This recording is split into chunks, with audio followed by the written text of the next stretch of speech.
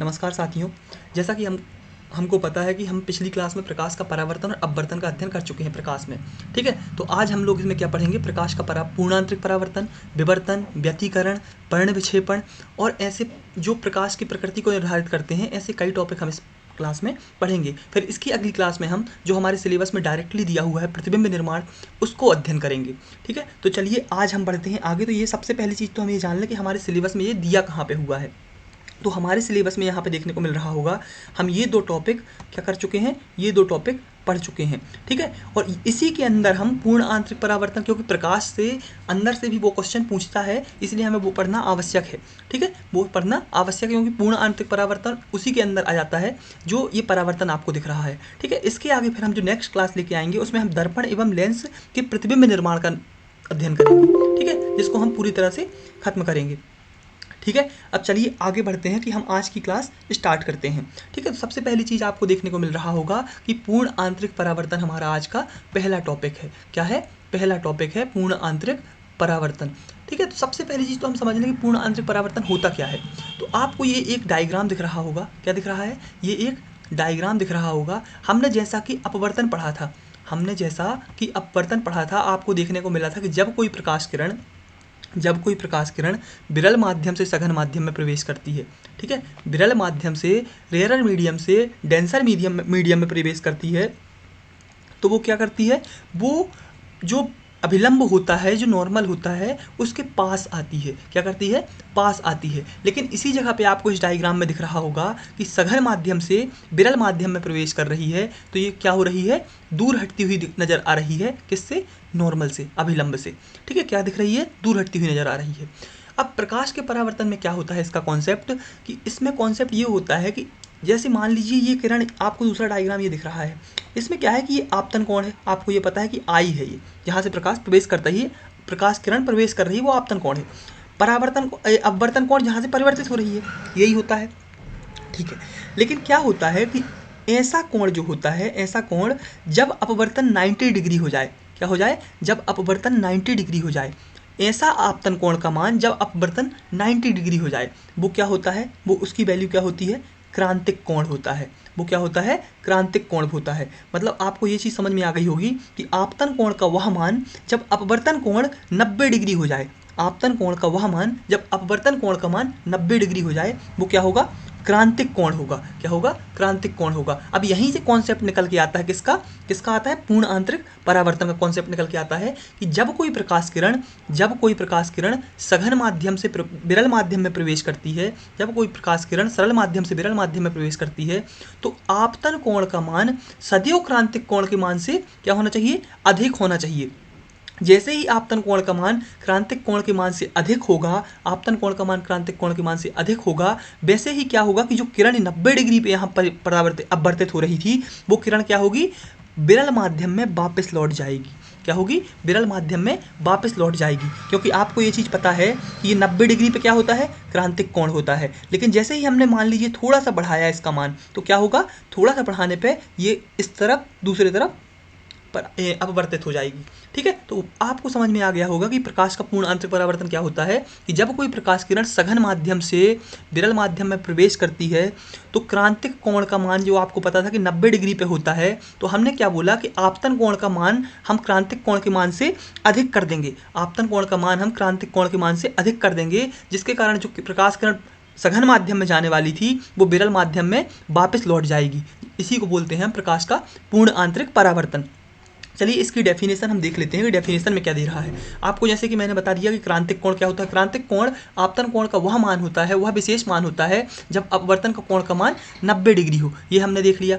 दूसरी चीज़ हमने देखा प्रकाश का पूर्ण आंतरिक परावर्तन क्या होता है। जब कोई प्रकाश किरण सघन माध्यम से, कहाँ से? सघन माध्यम से विरल माध्यम में प्रवेश करती है और आपतन कोण का मान हम क्रांतिक कोण के मान से अधिक होता है कर देते हैं, तो प्रकाश किरण जो होती है वो सघन माध्यम से प्रवेश करने, विरल माध्यम में प्रवेश करने की बजाय सघन माध्यम में ही वापस लौट जाती है, परावर्तित हो जाती है। हमने इसमें शायद उल्टा बोल दिया था, ये सघन माध्यम ही है नीचे वाला, सघन माध्यम से में ही वापस लौटती है, विरल में नहीं जाती। ठीक है, विरल में जाती ही नहीं, उसी माध्यम में वापस लौट जाती है। ठीक है, तो यही इसकी परिभाषा है, ये हमने आपको पूरी तरह से अच्छे से समझा दिया।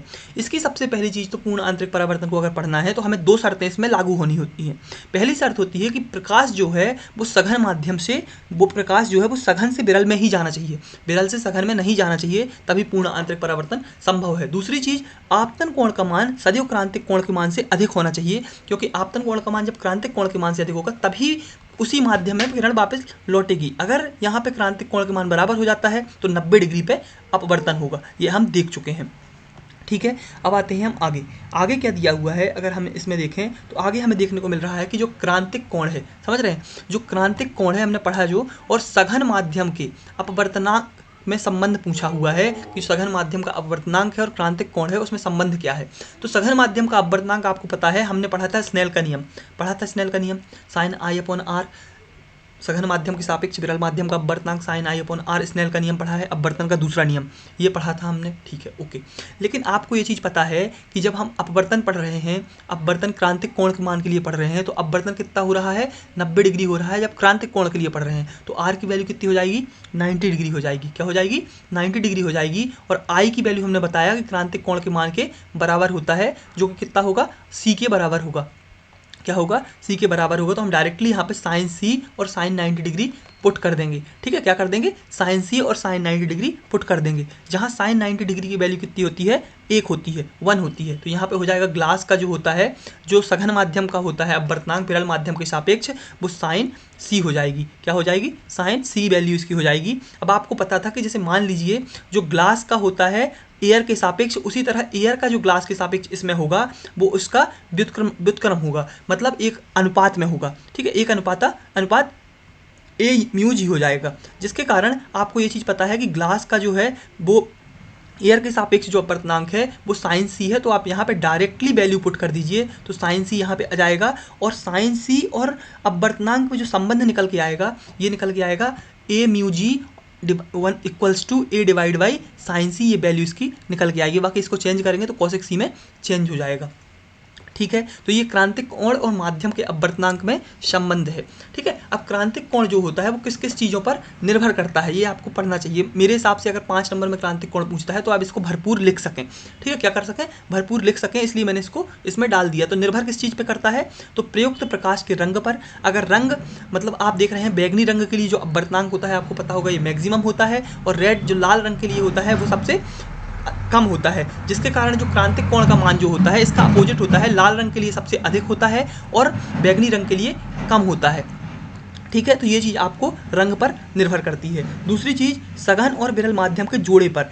सबसे आपको पहली चीज़ तो यही पता होना चाहिए, पूर्ण आंतरिक परावर्तन तभी संभव है जब प्रकाश किरण सघन और विरल माध्यम के में चल रही हो, सघन से विरल में जा रही हो। तो आपको ये चीज़ तो पता ही होगा कि इस पर निर्भर करेगा, समझ रहे हैं, इस पर निर्भर करेगा। दूसरी चीज़, ताप पर, टेम्परेचर पर निर्भर करेगा। अगर टेम्परेचर बढ़ेगा तो अपवर्तनांक घटेगा, और जब अपवर्तनांक घटेगा तो इसके व्युत्क्रम होता है क्या, क्रांतिक कोण, तो क्रांतिक कोण बढ़ेगा।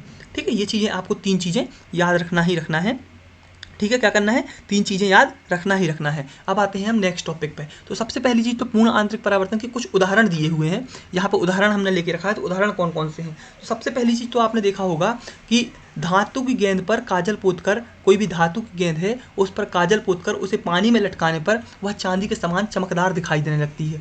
ये किस चीज़ के कारण होता है, पूर्ण आंतरिक परावर्तन के कारण होता है। क्योंकि जब प्रकाश किरण कोई होती है वो सघन माध्यम से विरल माध्यम में चलती है, तो क्रांतिक कोण का मान क्या होता है, क्रांतिक कोण के मान से आपतन कोण का मान अधिक हो जाता है। और जब पूर्ण आंतरिक परावर्तित होकर आंख में हमारे प्रवेश करती है तो हमें वो चांदी के समान चमकदार दिखाई देती है। ठीक है, क्या होती है, चमकदार दिखाई देती है। दूसरी चीज़ आपको देखने को मिल रही होगी, हीरे की चमक। क्या है, हीरे की चमक, ये आपसे क्वेश्चन पूछता है। तो हीरे की चमक पूर्ण आंतरिक परावर्तन कारण ही होती है।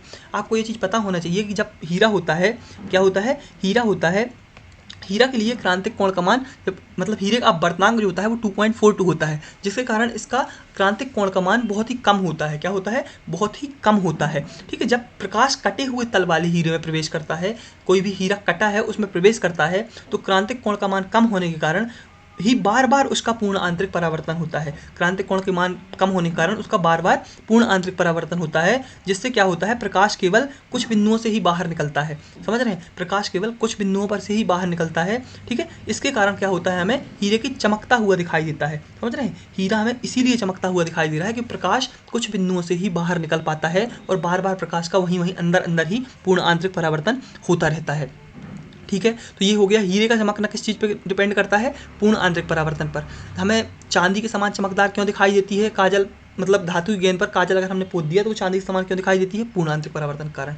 अब नेक्स्ट टॉपिक जो हमें देखने को मिलता है, सबसे इम्पॉर्टेंट देखने को मिलता है इसमें टॉपिक, रेगिस्तान में मरीचिका। मिराज पूछता है आपसे, और एक आप 2020 में इसमें क्वेश्चन पूछा था लूमिंग की घटना। ये लूमिंग की घटना आपको ये नीचे दिख रही है, जो मैंने इसमें नीचे बताया है, इसमें पूरा डिटेल से पढ़ेंगे। और ये आपको रेगिस्तान की मराचिका देखने को मिल रही है, वो मिराज बोलते हैं जिसको। ये कैसे होता है, आपने देखा होगा जनरली कि हम रोड से जाते हुए, कहीं भी रोड से जाते हैं तो हमें आगे सामने बहुत ऐसे दिखने लगता है जैसे पानी भरा हो, सामने पानी भरा हो, इस तरह हमें कुछ आभास होता है। जनरली वहाँ पे कुछ होता नहीं है, लेकिन हमें क्या होता है, दिखाई देता है। इसी तरह हम जब रेगिस्तान में जाते हैं तो कुछ दूरी पर हमें क्या दिखाई देते हैं कि जैसे कोई जलाशय भरा हो या झील दिखाई देती है, दूरी पे दिखाई देती है। ठीक है, हमें मतलब उसके पास, मतलब जैसे जैसे हम उसके पास जाएंगे तो हमें लगेगा कि दिख रहा है, लेकिन जब वहाँ पे जब जस्ट एकदम पास पहुँचेंगे तो वहाँ पे हमें कुछ नहीं मिलता। क्या होता है, कुछ नहीं मिलता। इसी तरह क्या होता है कि हम देखते हैं कि उसमें आसपास के पेड़ पौधों के प्रतिबिंब ऐसे दिखाई देते हैं जैसे भी पानी के किनारे हों। समझ रहे हैं, किनारे हों, क्या प्रतिबिंब दिखाई पड़ते हैं जैसे वो पानी के किनारे हों। तो इसी तरह क्या होता है, जब हमें दिखाई तो देता है पर वहाँ पे कुछ होता नहीं है, ये दृष्टि भ्रम होता है एक हमारा, जिसे हम क्या बोलते हैं, मरीचिका बोलते हैं। अब ये होता कैसे है, पहली चीज़ तुम्हें अपन इसमें पढ़ना कि होता कैसे है। आपको देखा होगा कि ये मान लीजिए, ये आपको यहाँ पे एक डायग्राम दिख रहा होगा, ये रेगिस्तान है, ये रेत है। ठीक है, ये जब सूर्य की रोशनी के कारण जब गर्म होगी, क्या होगी, टेम्परेचर इसका हाई होगा, तो आपको ये चीज़ पता होगा जब टेम्परेचर हाई होगा तो इसकी डेंसिटी क्या हो जाएगी, कम हो जाएगी। जब डेंसिटी कम हो जाएगी मतलब ये क्या हो जाएगा, रेयर मीडियम हो जाएगा, विरल माध्यम हो जाएगा। इसकी अपेक्षा जब ऊपर देखेंगे हम तो ऊपर वाला जो एरिया होगा यहाँ पे टेम्परेचर कम होगा, जिसके कारण ये वाला जो माध्यम बन जाएगा वो सघन माध्यम बन जाएगा। क्या बन जाएगा, डेंसर मीडियम बन जाएगा। अब क्या होगा कि मान लीजिए हमने यहाँ से देखा, क्या किया, हमने यहाँ से देखा, किसको, पेड़ को देखा, क्या दिखा, पेड़ को देखा। तो ये पेड़ वाली जो हमारी तरंगें हैं वो यहाँ से आई और सघन से क्या हो गई, सघन से विरल में आई। सघन से विरल में आने से आपने पढ़ा है पूर्ण आंतरिक परावर्तन। पूर्ण आंतरिक परावर्तन क्या होता है, सघन से विरल में ही आता है। और सघन से विरल में आई, तो जैसे ही सघन से विरल में आई तो ये माध्यम जो होता है उसके मतलब क्या होता है, नॉर्मल जो होता है वो नॉर्मल से दूर हटने लगती है। क्या होती है, दूर हटने लगती है नॉर्मल से। और जैसे ये दूर हटी तो ये दूर हटेगी जैसे ही, तो ये हमारी आँखों तक ये यहाँ पे पहुँचेगी। और इसको जैसे ही हम देखेंगे तो हमें ये प्रतिबिंब टाइप का दिखाई देगा, नीचे की तरफ दिखाई देगा, ना कि ऊपर की तरफ दिखाई देगा। हमें ये प्रतिबिंब निर्माण में दिखाई देता है। आप इसमें पढ़ें तो रेगिस्तान के दिन समय सूर्य की गर्मी से रेत इत्यादि गर्म हो जाती है, उसके समीप की वायु परतें गर्म होकर विरल हो जाती हैं, अतः नीचे की वायु परतों का घनत्व ऊपर की परतों की तुलना में कम हो जाता है। ऊपर जाने पर वायु की सघनता क्रमशः बढ़ने लगती है। किसी पेड़ से नीचे चलने वाली किरणें उत्तरोत्तर सघन माध्यम से विरल माध्यम में प्रवेश करती हैं, अतः अविलंब से दूर हट जाती हैं। एक स्थिति ऐसी आती है जबकि आपतन कोण का मान क्रांतिक कोण के मान से अधिक हो जाता है, जो कि पूर्ण आंतरिक परावर्तन की विशेषता है, जिससे उनका पूर्ण आंतरिक परावर्तन हो जाता है। अब प्रकाश किरणें विरल माध्यम से सघन माध्यम में प्रवेश करती हैं, जिससे अभिलंब की ओर झुकती हैं। जब ये किरणें आँख में प्रवेश करती हैं तो वृक्ष का उल्टा प्रतिबिंब दिखाई देता है। यही रीज़न है कि हमें मरीचिका दिखाई देती है, भ्रम दिखाई देता है, जलाशय दिखाई देता है। ठीक है, हमने ये इसको अच्छे समझ लिया। दूसरा आपको देखने को मिल रहा होगा लूमिंग पूछा है उसमें। लूमिंग कहीं लिखा हुआ नहीं मिलता, लेकिन ये ठंडे प्रदेशों में मरीचिका होती है। आपको देखने को मिलता है कभी कभी कि जब हम समुद्र की तरफ देखते हैं तो हमें जहाज ऊपर वायु में उल्टा लटका हुआ दिखाई देता है। क्या होता है, उल्टा लटका हुआ दिखाई देता है। तो इसी को हम क्या बोलते हैं, ठंडे देशों की मरीचिका या लूमिंग की घटना। ठीक है, तो इसको हम अगर अच्छे से समझें तो इसमें भी सेम चीज़ ही होती है। क्या होता है, सेम चीज़ ही होती है। ये देख रहे हैं आप कि उल्टा हमें दिखाई दे रहा है, इसमें भी सेम चीज़ ही होती है कि यहाँ पे क्या होता है, उल्टा हो जाता है। ये अत्यधिक सघन माध्यम बन जाता है ठंडा होने के कारण। ऊपर क्या होता है, विरल माध्यम होता है। जब प्रकाश किरण सघन माध्यम से विरल माध्यम में प्रवेश करती है तो ये क्या होती है, अभिलंब से ये अभिलंब होता है। क्या होता है, ये अभिलंब होता है और इससे क्या होती है, ये दूर हटने लगती है। क्या होती है, दूर हटने लगती है। और ये हमारी जब नज़रों तक पहुंचती है तो फिर नज़रों से विरल से सघन में जाती है, तो इस कारण से हम ये उल्टा दिखाई देता है। सेम कॉन्सेप्ट लगता है किसका, जो मरीचिका में लगाते हैं, बस इसका उल्टा हो जाता है कि नीचे यहाँ पे क्या हो जाता है, सघन माध्यम हो जाता है, घनत्व ज़्यादा हो जाता है और ऊपर कम हो जाता है। ठीक है, ये इसमें हमने पढ़ लिया। ठीक है, अब आते हैं हम आगे। तो आगे क्या दिया हुआ है, आगे हम क्या पढ़ेंगे, प्रिज्म। प्रिज्म क्या होता है, तो प्रिज्म आपको पता होगा, ये आपको एक डायग्राम दिख रहा होगा। क्या दिख रहा होगा, एक डायग्राम दिख रहा होगा। इसमें दो आपको कम से कम दो ऐसे पृष्ठ दिख रहे होंगे जो आयत दिख रहे होंगे। कितने, तीन आयत दिख रहे होंगे और दो आपको त्रिभुज दिख रहे होंगे। ठीक है, मतलब एक ये आपको आयत हो गया, एक दो आयत हो गया, ये दो आयत हो गया, और ये सामने वाला जो है ये तीन आयत हो गया। लेकिन ये आपको एक प्रिज्म और दो त्रिभुज, ठीक है, दो त्रिभुज इसमें दिख रहे हैं और तीन आयताकार पृष्ठ दिख रहे हैं। तो सबसे पहली चीज़, तो ऐसा पारदर्शी माध्यम जिसमें तीन आयताकार पृष्ठ हों और दो त्रिभुजाकार पृष्ठ हों, ठीक है, वो क्या होता है, प्रिज्म होता है। क्या होता है, प्रिज्म होता है। और आयताकार जो पृष्ठ होता है, आयताकार पृष्ठ से ही जो प्रकाश होता है उसका क्या होता है, प्रकाश का मतलब प्रकाश वहाँ से अपवर्तित होता है आयताकार पृष्ठ से। इसको हम जो बीच में जहाँ पे ये तीनों जो दो आयताकार पृष्ठ मिल रहे हैं उसको हम क्या बोलते हैं, अपवर्तक कोण बोलते हैं। और इनके बीच में जो एंगल बन रहा है इसको हम अपवर्तक कोण बोलते हैं, एंगल ऑफ रिफ्रैक्शन बोलते हैं। ठीक है, ये चीज़ें हमने आसानी से पढ़ ली। जो नीचे बेस होता है आपको ये पता होना चाहिए, त्रिभुजाकार वाला पार्ट होगा वो नीचे बेस होगा, आधार होगा। ठीक है, तो ये हमारा क्या हो गया, प्रिज्म। प्रिज्म के बारे में आप लिख लेंगे जितना अगर पूछ लिया तो। ठीक है, ओके। अब आते हैं आगे। आगे क्या दिया हुआ है, प्रिज्म द्वारा प्रकाश का अपवर्तन कैसे होता है, रिफ्रैक्शन क्या कैसे होता है प्रिज्म के द्वारा।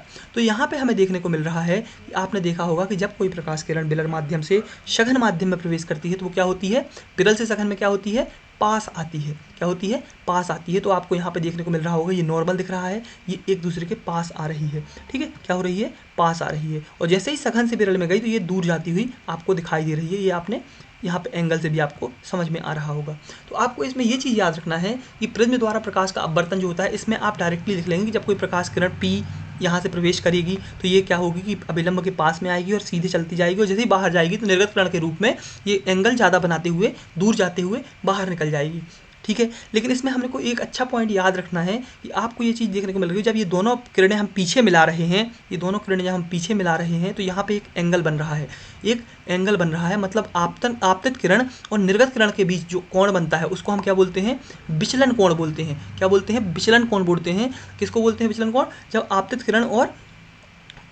किरण और अपवर्तित किरण के बीच में, निर्गत किरण के बीच में जो कोण बनता है, आपको यहाँ देखने को मिल रहा होगा कि आपतित किरण और निर्गत किरण के बीच के कोण को विचलन कोण बोलते हैं, एंगल ऑफ डेविएशन बोलते हैं, जिसे इससे प्रदर्शित करते हैं। ठीक है, किससे, सिग्मा से प्रदर्शित करते हैं। ठीक है, अब आते हैं आगे। आगे क्या दिया हुआ है, प्रकाश का वर्ण विक्षेपण।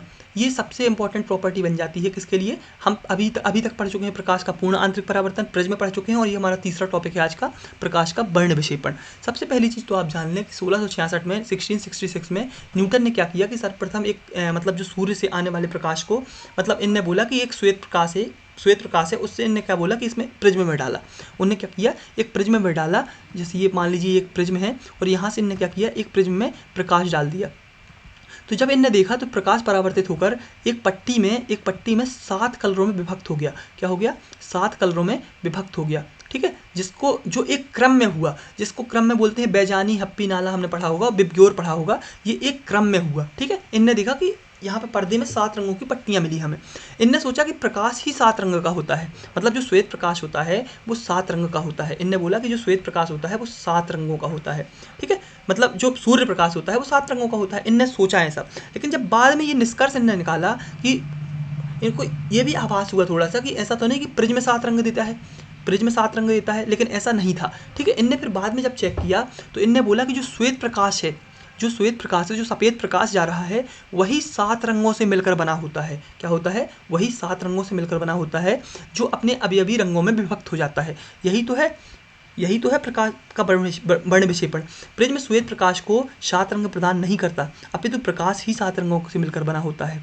श्वेत प्रकाश प्रिज्म से होकर गुजरता है, अवयवी रंगों में विभक्त हो जाता है। ठीक है, और जो यहाँ पे आपको एक चीज़ दिख रही होगी, ये पट्टी जहाँ पे ये 7 रंग मिलते हैं, इसको हम क्या बोलते हैं, इसको हम बोलते हैं स्पेक्ट्रम। मतलब जहाँ पे हमें पूरे प्रकाश देखने को मिलता है, 7 रंग देखने को मिलते हैं, वहाँ उसको बोलते हैं हम स्पेक्ट्रम, पर्दे को स्पेक्ट्रम बोलते हैं। ठीक है, अब आते हैं हम आगे वर्ण विक्षेपण में देखने को मिल रहा होगा कि वर्ण विक्षेपण होता क्या है। डेफिनेशन देखिए, जब श्वेत प्रकाश किसी प्रिज्म में से होकर गुजरता है तो वह अपने अवयवी रंगों में विभक्त हो जाता है। यही तो वर्ण विक्षेपण है। आपको मैंने बताया ना, श्वेत प्रकाश ही 7 रंगों का होता है और जैसे ही वो प्रिज्म से निकला तो वो 7 रंगों में विभक्त हो गया। उसको क्या बोलते हैं? प्रकाश का वर्ण विक्षेपण। और प्राप्त रंगों का समुदाय वर्णक्रम या स्पेक्ट्रम कहलाता है। जहाँ पे हम पूरे रंग प्राप्त करते हैं उसको क्या बोलते हैं? स्पेक्ट्रम या वर्णक्रम।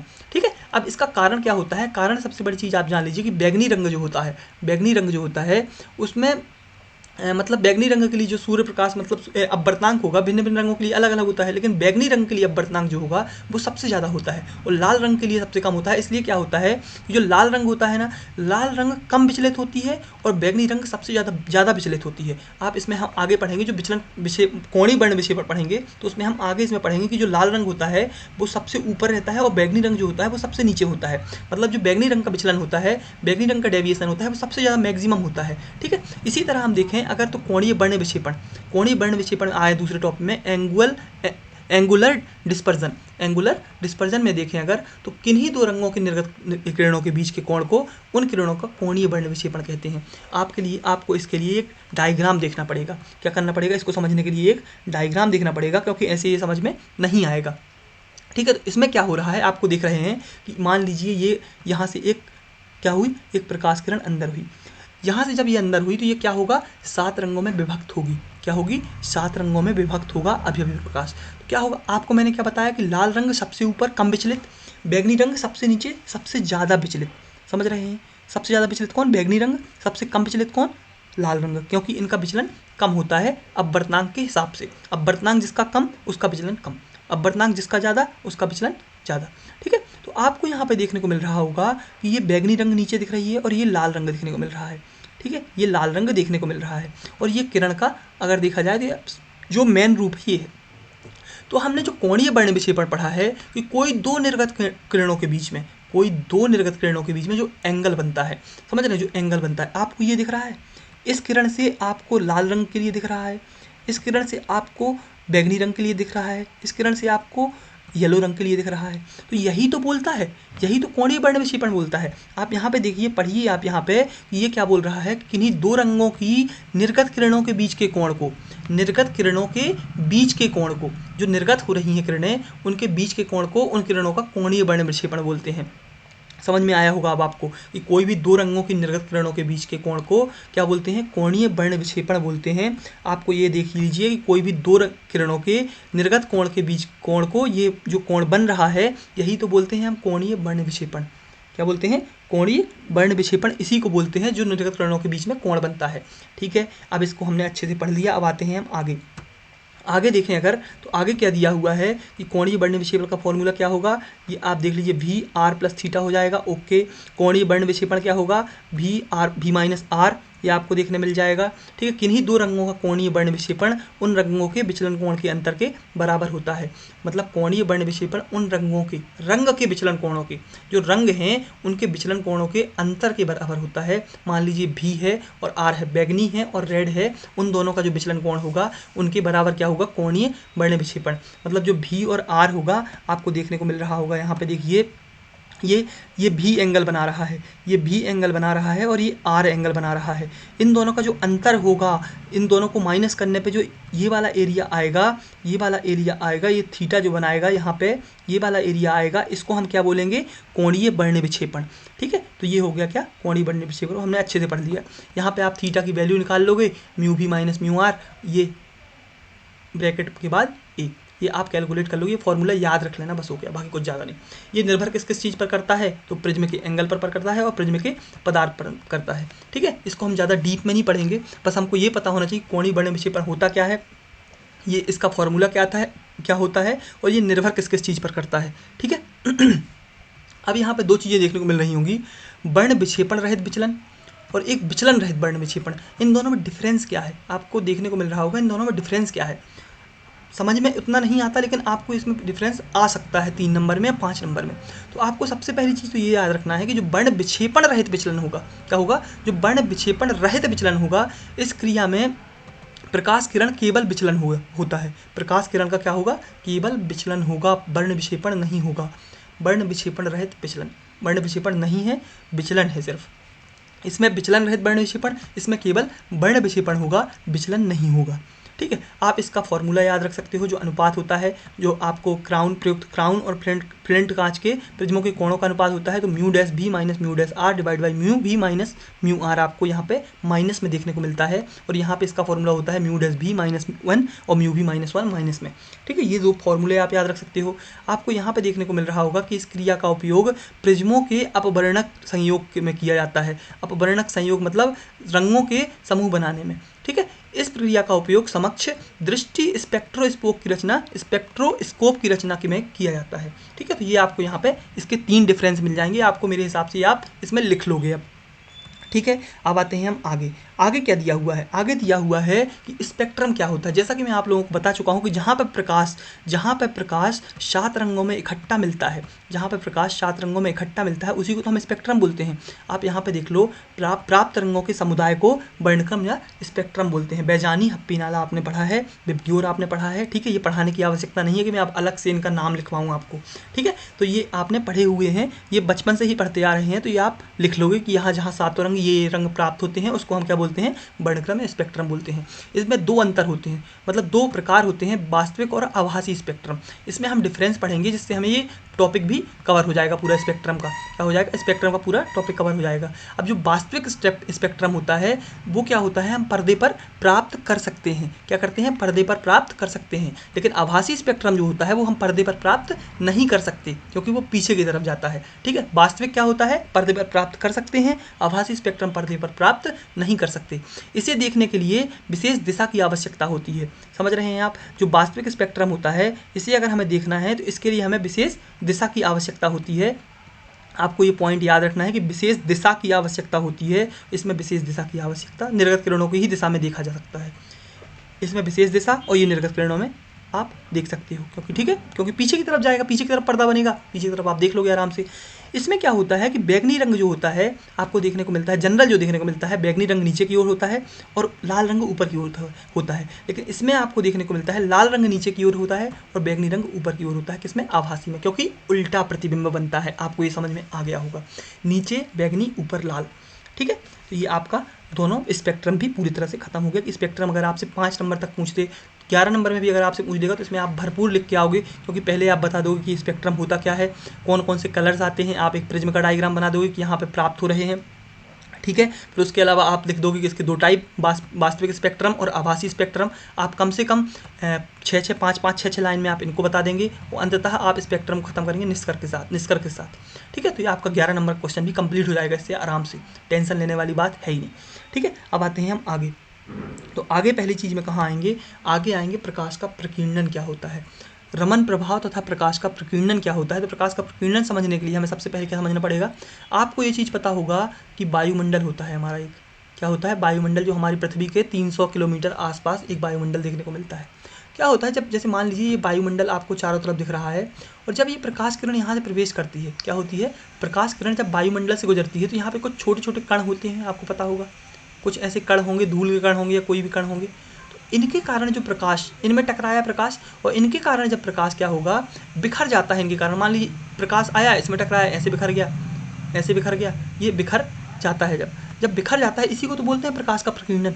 जब सूर्य से आने वाला प्रकाश, श्वेत प्रकाश वायुमंडल से गुजरता है, जब सूर्य से आने वाला प्रकाश वायुमंडल से गुजरता है तो वह मार्ग में आने वाले कणों या अणुओं से टकराकर बिखर जाता है।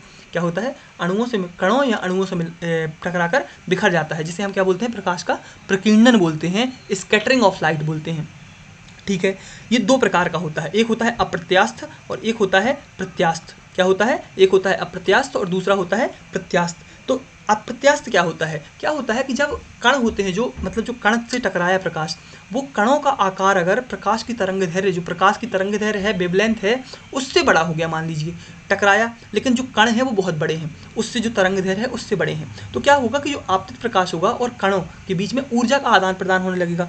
इसलिए जो प्रकीर्णित प्रकाश होगा, जो प्रकीर्णन होगा, जो स्कैटरिंग होगी, उसमें चेंजेस आएंगे। जब उसमें चेंजेस आएंगे, इसी को तो हम बोलते हैं प्रकीर्णन प्रकाश। क्या बोलते हैं, अप्रत्यास्थ प्रकीर्णन कहते हैं, इसी को बोलते हैं अप्रत्यास्थ प्रकीर्णन।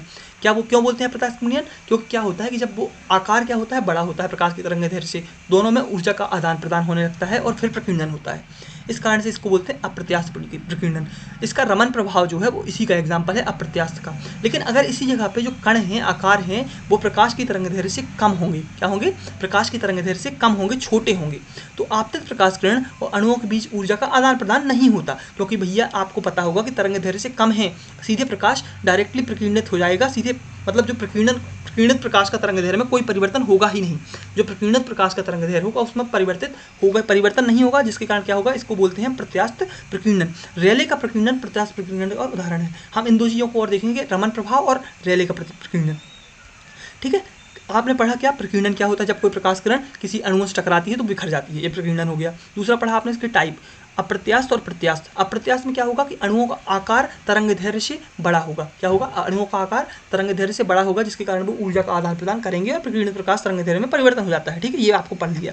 दूसरी चीज़ आपने पढ़ा, इसका एग्जाम्पल आप पढ़ लो, रमन प्रभाव। दूसरा आपने पढ़ा क्या कि जब प्रत्यास्थ होता है तो इसमें क्या होता है कि क्या होता है दोनों में कि जब वो आते हैं तरंग दैर्ध्य से कम होता है आकार, जब तरंग दैर्ध्य से कम होगा तो ऊर्जा का आदान प्रदान होगा नहीं, जिसके कारण तरंग दैर्ध्य में कोई परिवर्तन होगा ही नहीं। इसको हम बोलते हैं प्रत्यास्थ, जिसको हम रेले का एग्जाम्पल इसमें डालेंगे। यहाँ पे आपको दिख रहे होंगे दो टॉपिक, रमन प्रभाव और रेले का प्रकीर्णन। रमन प्रभाव के बारे में अगर हम सबसे पहले जान लें कि यहाँ पे इनको नोबेल प्राइज मिल चुका है श्री CV रमन जी को इसके लिए। क्या होता है, जब कोई प्रकाश किरण आती है, जो कोई प्रकाश किरण आएगी इसमें आएगी, तो प्रकाश किरण जब आएगी तो ये आवृत्ति के हिसाब से क्या होता है, आवृत्ति के हिसाब से एक क्रम में जम जाते हैं। क्या होते हैं, आवृत्ति के हिसाब से एक क्रम में कलर्स जम जाते हैं। इसी को तो हम बोलते हैं स्पेक्ट्रम में मूल तरंग दैर्ध्य के अलावा उससे कम तथा अधिक तरंग दैर्ध्य का प्रकाश भी पाया। मतलब आपको इसमें समझ में आ रहा होगा कि जो तरंग दैर्ध्य के हिसाब से या विचलन के हिसाब से या आप आवृत्ति के हिसाब से मान लीजिए, जो बैगनी रंग का कलर आपको नीचे देखने को मिलता है और लाल रंग का कलर आपको ऊपर देखने को मिलता है, ये एक क्रम में जमे हुए होते हैं, एक क्रम में आवृत्ति के कारण जमे होते हैं। इसी के कारण इसी को हम बोलते हैं रमन प्रभाव। आपको देखने को मिल रहा होगा कि ये पढ़िए आप, एक वर्णी प्रकाश किसी पारदर्शी माध्यम या उसका कुछ भाग प्रकीर्णन हो जाता है। प्रकीर्णित प्रकाश के स्पेक्ट्रम में मूल तरंग दैर्ध्य के अलावा उससे कम तथा अधिक तरंग दैर्ध्य का प्रकाश भी पाया जाता है। आपको समझ में आ रहा होगा कि तरंग दैर्ध्य में ऊपर ज़्यादा भी पाया जाता है और कम भी पाया जाता है। ऐसा आपतित फोटान तथा माध्यम के कंपनशील अणुओं के बीच अंतरक्रिया के कारण होता है। यह घटना रमन प्रभाव कहलाती है। आपको समझ में आ गया होगा कि अणुओं के बीच अंतरक्रिया होती है, फोटान तथा माध्यम के कंपनशील अणुओं के बीच में अंतरक्रिया होती है, इसको हम क्या बोलते हैं, रमन प्रभाव बोलते हैं। दूसरा टॉपिक आपको देखने को मिल रहा होगा रेले का प्रकीर्णन। रेले का प्रकीर्णन सीधे सीधे आपको याद रखना है कि जो प्रकाश की तीव्रता होगी वो क्या होगी, लैम्डा मतलब तरंग दैर्ध्य के मतलब बोलते हैं ना इसको, चतुर्थ घात के व्युत्क्रमानुपाती होती है। क्या होती है, प्रकीर्णन की तीव्रता और लैम्डा के तरंग दैर्ध्य की चतुर्थ घात के व्युत्क्रमानुपाती होती है। ये क्या होता है, रेले का प्रकीर्णन। अगर लैम्डा बढ़ेगा तो S कम हो जाएगा, मतलब प्रकीर्णन कम हो जाएगा। अगर लैम्डा कम होगा तो S ज़्यादा हो जाएगा। ये चीज़ आपको समझ में आ रही होगी, क्योंकि आपको डायरेक्टली व्युत्क्रमानुपाती बोल रहा है। इसमें लाल रंग का तरंग दैर्ध्य अधिक होती है। क्या होती है, लाल रंग की तरंग दैर्ध्य अधिक होती है, बैगनी रंग की तरंग दैर्ध्य कम होती है। आपने जनरली देखा होगा कि सिग्नल्स में लाल रंग का ही यूज़ क्यों करते हैं, क्योंकि इसकी तरंग दैर्ध्य ज़्यादा होती है। ठीक है, इसके कुछ एग्जाम्पल्स हैं, प्रकीर्णन के एग्जाम्पल्स हैं। आकाश नीला क्यों दिखाई देता है, दिखाई देता है नीला? क्या होता है, जब सूर्य प्रकाश होता है, वायुमंडल से गुजरता है, सूर्य प्रकाश जब वायुमंडल से गुजरता है तो वायु के अणु होते हैं उसमें सूक्ष्म टकराते हैं, प्रकीर्णित होता है। ये आपको पता होगा, हमने प्रकीर्णन में ही पढ़ा है, विभिन्न रंगों का प्रकीर्णन हो जाता है।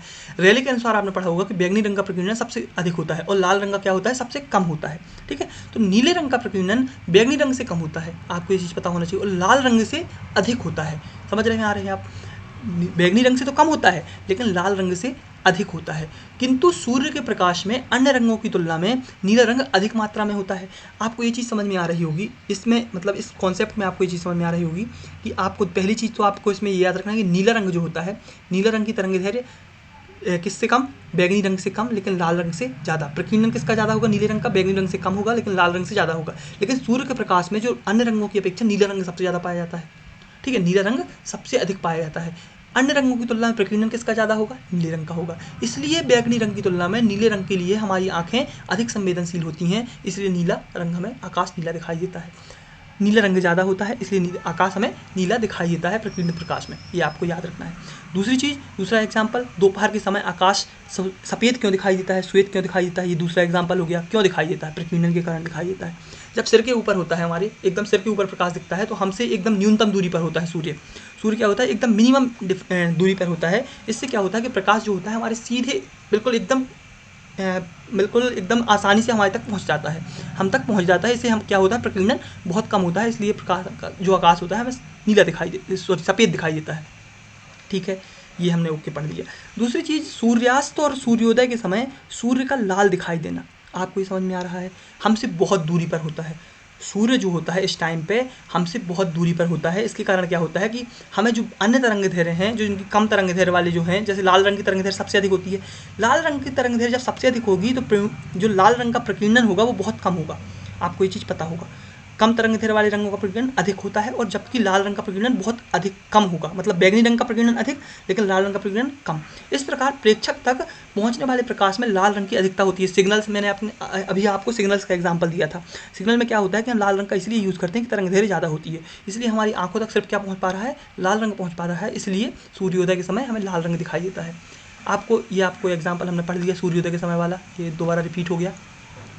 वायुमंडल की अनुपस्थिति में आकाश का काला दिखाई देना, ये भी बहुत इंपॉर्टेंट है। किसके कारण, प्रकीर्णन के कारण। ये आप एग्जाम्पल याद रखिएगा, क्योंकि आपको अगर प्रकीर्णन 11 नंबर में पूछता है तो ये एग्जाम्पल आपको डालने पड़ेंगे। ठीक है, तो क्यों दिखाई देता है आकाश का काला रंग क्यों दिखाई देता है? क्या होता है, यदि वायुमंडल नहीं है, मान लीजिए वायुमंडल नहीं होता तो आकाश काला दिखाई देता, क्योंकि इस स्थिति में कोई रंग प्रकीर्णित ही नहीं होता। मतलब आप सीधे सीधे देख रहे हो कि जब वायुमंडल है तभी तो प्रकीर्णन हो रहा है। क्या हो रहा है, वायुमंडल है तभी तो प्रकीर्णन हो रहा है। अगर वायुमंडल ही नहीं होता तो प्रकीर्णन क्यों होता? सीधी सीधी बात यही है, क्योंकि जब कण ही नहीं आते, अणु ही नहीं आते, तो क्या होता, प्रकीर्णन होता ही नहीं। ठीक है, तो इसीलिए आपने देखा होगा, मतलब एक हिसाब से देखा जाए तो आपने इसीलिए देखा होगा कि इसलिए हमें क्या देखा, आकाश का काला दिखाई देना, इसलिए आकाश काला दिखाई देगा। ठीक है, प्रकीर्णित नहीं होगा ना भाई प्रकाश, इसीलिए प्रकीर्णन नगण्य होगा। चंद्रमा और वायुमंडल नहीं होता, इसलिए चंद्रमा में देखे जाने पर आकाश काला दिखाई देता है। चंद्रमा से हम जब देखें तो हमें आकाश काला दिखाई देता है। ठीक है, अंतरिक्ष यात्रियों को भी आकाश काला दिखाई देता है, क्योंकि वो वायुमंडल से बाहर होते हैं। ठीक है, ये आपके एग्जाम्पल्स पूरी तरह से खत्म हो गए। ठीक है, अब आते हैं हम आगे क्या बोल रहा है। आगे यही बोल रहा है कि व्यतिकरण क्या है, व्यतिकरण क्या है। तो आपको एक डायग्राम दिख रहा होगा, ये दिख रहा है, ये इसमें हम समझेंगे कि व्यतिकरण होता क्या है। संपोषी और विनाशी दो प्रकार का होता है, कंस्ट्रक्टिव और डिस्ट्रक्टिव दो प्रकार का होता है, लेकिन इसमें हम पढ़ेंगे कि होता कैसे है। आपको दिख रहा होगा कि एक प्रकाश किरण ये गई, ठीक है, ये गई, ठीक है, गई ना। दूसरी प्रकाश किरण भी आपको यहीं से दिख रही है, ये गई, क्या गई, ये गई। ठीक है, ये एग्जाम्पल जो ये डायग्राम दिख रहा है ये संपोषी व्यतिकरण का है, लेकिन हम इससे ही समझेंगे कि व्यतिकरण होता क्या है। ठीक है, तो व्यतिकरण में क्या होता है कि जब दो किरणें, दो आवृत्ति की दो प्रकाश तरंगें एक ही दिशा में जा रही हैं। क्या कर रही हैं, एक ही दिशा में जा रही हैं। क्या हो रही हैं, एक ही दिशा में जा रही हैं। तो क्या होता है कि जब ये दोनों एक दूसरे पे अध्यारोपित होती हैं, मतलब एक दूसरे से मिलती हैं, क्या होती हैं, एक दूसरे से मिलती हैं, तो ये क्या करती हैं कि इसकी तीव्रता जो इसकी स्पीड है इसमें चेंज ला देती हैं। मतलब अगर आप एक ही दिशा में ये मिली तो इसकी तीव्रता बढ़ जाएगी, लेकिन अगर ये अपोजिट जाके मिली, ऐसे अपोजिट जाके मिली तो क्या होगा, इसकी तीव्रता में कमी ला देती हैं। मतलब अपोजिट के कारण कमी, और एक ही दिशा में चल रही हैं तो इसकी बढ़ा देती हैं। इसी को तो हम बोलते हैं व्यतिकरण। मतलब जब कोई दो आवृत्ति की प्रकाश तरंगें किसी दिशा में गमन करती हैं, किसी दिशा में चलती हैं, तो वो जो अध्यारोपित होती हैं, दोनों मिलती हैं, तो वो उनकी प्रकाश की तीव्रता में परिवर्तन ला देती हैं। उसी को हम बोलते हैं व्यतिकरण। इसमें दो एग्जाम्पल्स मिलते हैं, एक होता है संपोषी व्यतिकरण और एक होता है विनाशी व्यतिकरण। दो प्रकार के होते हैं। संपोषी व्यतिकरण क्या होता है कि दोनों समान कला में मिलती हैं, मतलब जो श्रृंग है और गर्त है एक साथ पकड़ते हैं। श्रृंग, दोनों तरंगों की श्रृंग या गर्त एक साथ पड़ते हैं, उस बिंदु पर दोनों तरंगें एक दूसरे के प्रभाव को बढ़ाती हैं। मैंने बताया ना, अगर दोनों एक साथ चल रही हैं, एक ही दिशा में चल रही हैं और एक ही ऊपर पड़ रही हैं, एक के ऊपर एक पड़ रही हैं, तो ये क्या होगा, प्रकाश की तीव्रता को बढ़ाएगा। लेकिन अपोजिट पड़ रही हैं तो प्रकाश की तीव्रता को कम कर देता है। यही तो बोलते हैं, देखिए, विनाशी व्यतिकरण। जिस बिंदु पर दोनों तरंगें विपरीत कला में मिलती हैं, अर्थात एक तरंग की श्रृंग पर दूसरी तरंग का गर्त पड़ रहा हो, क्या हो रहा हो, गर्त पड़ रहा हो, तो इसमें क्या होता है, प्रभाव को नष्ट कर देती हैं, अतः उस बिंदु पर परिणामी तीव्रता न्यूनतम या शून्य होती है। मतलब एक हिसाब से प्रभाव को ही नष्ट कर देती हैं। ठीक है, ऐसा कुछ इसका भी आप डायग्राम ऐसे कुछ बना सकते हैं कि आपको ये देखने को मिल रहा होगा। ये पहली किरण गई और ये इसके अपोजिट में क्या होगा, इसके अपोजिट में श्रृंग और गर्त, अपोजिट में दूसरी किरण गई। इस टाइप का कुछ एग्जाम्पल, और दोनों का प्रभाव नष्ट, और क्या होगा, परिणामी तीव्रता शून्य या न्यूनतम। ठीक है, तो ये व्यतिकरण हो गया आपका। ठीक है। इसके कुछ एग्जांपल्स आपको मैंने यहाँ पर लिख दिए हैं, मिले नहीं मेरे को। सतह पर आप देखते हैं ऑयल अगर पड़ा हुआ है, कोई डीजल गिर गया है या कुछ हो रहा है तो उसमें आपको कलर दिखाई देते हैं, रंगीन दिखाई देता है, ये व्यतिकरण के कारण ही होता है। साबुन के पानी के बुलबुलों में आपको देखने को मिलता है, और मोर के पंखों में भी चमकदार दिखाई देखने को मिलते हैं, आपने देखा होगा। ठीक है, तो ये आप 3 एग्जाम्पल इसमें डाल सकते हैं। अब आते हैं आगे, तो प्रकाश का विवर्तन क्या होता है? क्या होता है प्रकाश का विवर्तन क्या होता है? तो प्रकाश के विवर्तन को भी समझने के लिए हमें क्या देखना पड़ेगा? पहले डायग्राम, क्योंकि हम डायग्राम से ही पहले समझते हैं। डायग्राम, 2 डायग्राम दिख रहे हैं यहाँ पे आपको, 2 डायग्राम दिख रहे हैं। इसमें एक में आपको छिद्र दिख रहा है और एक में आपको अवरोध दिख रहा है। क्या हो रहा है? अवरोध दिख रहा है और एक में आपको छिद्र दिख रहा है। विवर्तन में क्या होता है कि जब प्रकाश, क्या होता है, जब प्रकाश के बीच में कोई अवरोध आ जाए, मान लीजिए कोई अवरोध आ गया या कोई छोटा सा छिद्र आ जाए, क्या हो गया? कोई छोटा सा छिद्र आ जाए, तो क्या होगा कि प्रकाश उस छिद्र से प्रवेश करेगा। क्या होगा? उस छिद्र से प्रवेश करेगा। लेकिन जब छिद्र से प्रवेश करेगा तो जो प्रकाश होगा वो अपने मार्ग से विचलित हो जाएगा। क्या हो जाएगा? अपने मार्ग से वो बदल देगा, रास्ता बदल देगा, जिसके कारण जो आपको जहाँ पर प्रकाश नहीं जाना चाहिए था, ये ज्यामिति छाया दिख रही है, यहाँ पर प्रकाश नहीं जाना चाहिए था, लेकिन यहाँ पर प्रकाश पहुँचने लगता है। क्या होता है? प्रकाश पहुँचने लगता है। इस कारण से क्या होता है? मार्ग अपना, यहाँ पे प्रकाश नहीं जाना चाहिए लेकिन प्रकाश ज्यामिति छाया में भी प्रवेश कर रहा है, ज्यामिति छाया में भी प्रवेश कर रहा है, मतलब अपना मार्ग बदल दे रहा है। प्रकाश जब छोटे से छिद्र से प्रवेश करता है तो वो अपने मार्ग को बदल देता है या अवरोध से आंशिक रूप से मुड़ जाती हैं। प्रकाश की तरंगें जो होती हैं वो आंशिक रूप से मुड़ जाती हैं। दूसरा आपको अवरोध दिख रहा होगा, अवरोध में दिख रहे होंगे कि आपको यहाँ पे इसका अवरोध यहाँ पे दिख रहा है, ज्यामिति छाया ये है। ये भी क्या होगा कि जब यहाँ से प्रकाश जाएगा तो ये अपने मार्ग, अवरोध को देखते हुए अपने मार्ग को इसने बदल दिया ना। अवरोध यहाँ पे आया, इसने अपने मार्ग को बदल दिया। यही तो होता है प्रकाश का विवर्तन। ठीक है, यही होता है विवर्तन, डिफ्रैक्शन। आप यहाँ पे पढ़िए इसकी डेफिनेशन। जब तरंगों के मार्ग में कोई अवरोध होता है, तरंगें किसी छिद्र में से गुजरती हैं तो तरंगें अवरोध या छिद्र के किनारों पर आंशिक रूप से मुड़ जाती हैं। यही होता है इसका प्रकाश का विवर्तन। क्या होता है? तरंगों का विवर्तन यही होता है कि जब अपने मार्ग को बदल दें। ठीक है, तो ये हो गया प्रकाश का विवर्तन। हमें इसको 3-3 नंबर, 5-5 नंबर के हम हिसाब से लिखाएं, इतना पढ़ना है। ठीक है, अब आज का हमारा लास्ट टॉपिक जो है वो हाइगन का तरंग सिद्धांत है। क्या है? हाइगन का तरंग सिद्धांत। ये मेरे को इंपॉर्टेंट लगा 5 नंबर के हिसाब से कि ये आ सकता है, इसलिए मैंने इसमें डाल दिया। सबसे पहली चीज़ तो हाइगन के तरंग सिद्धांत में हमें क्या पढ़ना है कि इसको, मतलब एक हिसाब से जो दिया किसने, इसको दिया किसने? क्रिश्चियन हाइगन ने। क्या हुआ? क्रिश्चियन हाइगन ने दिया, और जो कि 1678 में हॉलैंड के वैज्ञानिक थे। 1678 में इनने, क्रिश्चियन हाइगन ने एक प्रकाश संचरण मतलब जो प्रकाश का संचरण हो रहा है उससे संबंधित एक तरंग सिद्धांत दिया। क्या दिया? एक तरंग सिद्धांत दिया। किससे संबंधित? प्रकाश संचरण से संबंधित। ठीक है, तो इसमें इनने प्रतिपादन किया, जो क्या दिया, इनने क्या बोला? इनने बोला कि प्रकाश जो होता है वो तरंगों के रूप में होता है। ये ओके, ये ठीक है, तरंगों के रूप में होता है। दूसरी चीज़, ईथर पाया जाता है। क्या होता है? ब्रह्मांड में क्या होता है? ईथर पाया जाता है। ठीक है, जिससे मतलब तरंगें चलती हैं ईथर के कारण। ईथर जो होता है वो भारहीन और समांगी होता है, मतलब घनत्व जो होता है इसका बहुत कम होता है। ठीक है, दूसरी चीज़ बोले कि ये जो तरंगें होती हैं, जो प्रकाश की तरंगें होती हैं, ये सभी दिशाओं में बहुत ज़्यादा वेग से चलती हैं। मतलब एक हिसाब से 3 × 10⁸ मीटर वेग से चलती हैं। ठीक है, जब ये वस्तु से परावर्तित होकर हमारी आंखों तक पहुँचती हैं तो वस्तु की उपस्थिति का आभास होता है। ये तो हम देख ही चुके हैं। हमने यही देखा ना कि जब हम प्रकाश देखते हैं, मतलब एक हिसाब से, तो हमें जब परावर्तित होकर आती है तभी हम वस्तु को देख पाते हैं। ठीक है, तो ये तरंगें क्या होती हैं? अत्यधिक वेग से चलती हैं। इनने ही बताया कि बहुत ज़्यादा वेग चलती हैं, जिसके कारण हम देख पाते हैं। इनने बोला प्रकाश क्या होता है? तरंगों के रूप में होता है। प्रकाश के कारण हम देख पाते हैं, वस्तु की उपस्थिति का आभास होता है। जो ब्रह्मांड है उसमें ईथर व्याप्त होता है। ईथर भारहीन और समांगी होता है, ये हमने पढ़ लिया। ठीक है, अंतिम पॉइंट देखें तो प्रारंभ में प्रकाश तरंग को अनुदैर्ध्य माना गया था, लेकिन इनने जब ध्रुवण की व्याख्या की तो अनुप्रस्थ माना गया। क्या हुआ? पहले अनुदैर्ध्य माना था, लेकिन बाद में इनने क्या माना? अनुप्रस्थ माना। ठीक है, तो चलिए आज हमने ये प्रकाश के जो प्रकृति वाले पूरे गुण थे इसको हमने पूरी तरह से ख़त्म कर लिया। क्या कर लिया? पूरी तरह से ख़त्म कर लिया। और अब हम अगली क्लास में जो दर्पण है और लेंस है, इनका प्रतिबिंब निर्माण वगैरह, उसका अध्ययन करेंगे। ठीक है, तो आप इस क्लास को, अगर आपको पसंद आई हो तो लाइक करना और सब्सक्राइब करना बिल्कुल ना भूलें। ठीक है, तो धन्यवाद। आज की क्लास हमने ख़त्म की, अब हम मिलते हैं कल। ठीक है, दर्पण के साथ और लेंस के साथ। ठीक है, धन्यवाद।